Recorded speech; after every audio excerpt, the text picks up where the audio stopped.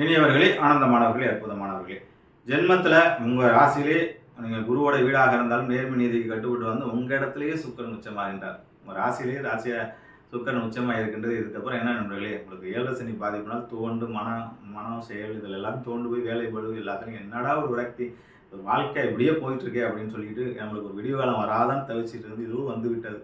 130 நாட்கள் உங்களுக்கு சுக்கரன் அடித்து தூள் கலப்ப போகின்றார். உங்களுடைய கடனெல்லாம் அடைய போகின்றது. வெளிநாட்டு யோகங்கள் வரப்போகின்றது.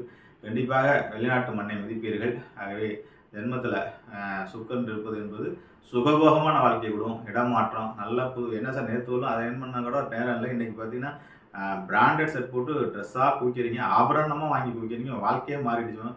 ஒரு ஜெகதளமாக பிரதிபலிக்கக்கூடிய சனியோட மந்தநிலை மாதிரி ஒரு ஒளி பொருந்திய ஒரு மனிதனாகவும் ஒரு அற்புதம் இருக்குது. லாட்ரி யோகம், வெளிநாட்டு யோகங்கள், திருமண யோகம் மற்றும் ஜென்மத்தில் குரு சுக்கரன் இருக்கிறதுனால சினிமா துறையில் இருப்பவங்களுக்கெல்லாம் மிகப்பெரிய உயரத்தையும் ஏற்றத்தையும் கொடுக்கும். அரசியல் துறையில் இருக்கிறவங்களுக்கெல்லாம் நல்ல ஒரு மாற்றத்தை கொடுக்கும். துவண்டு போய் 7 சனிலேருந்து அரசியல் விட்டு ஒதுங்கி போனவர்கள்லாம் திரும்பி கூப்பிட்டு ஒரு அங்கீகாரத்தை கொடுக்கக்கூடிய ஒரு நல்ல ஒரு சூழ்நிலை ஏற்படும் என்பதை உண்மை நண்பர்களே.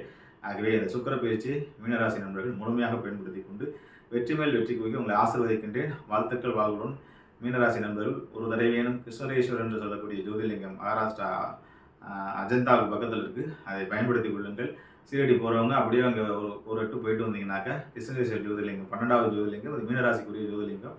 ஆகவே சுக்கரனுடைய ஆசீர்வாதத்திலும் ஜோதிலிங்கத்தோட ஆசீர்வாதத்திலும் உங்கள் வாழ்க்கையை வளமாக்கிக் கொள்ளுங்கள், நலமையாக்கிக் கொள்ளுங்கள். வாழ்த்துக்கள். வாழ்வுடன் வாழிய நலம் வாழிய கொள்ளான்.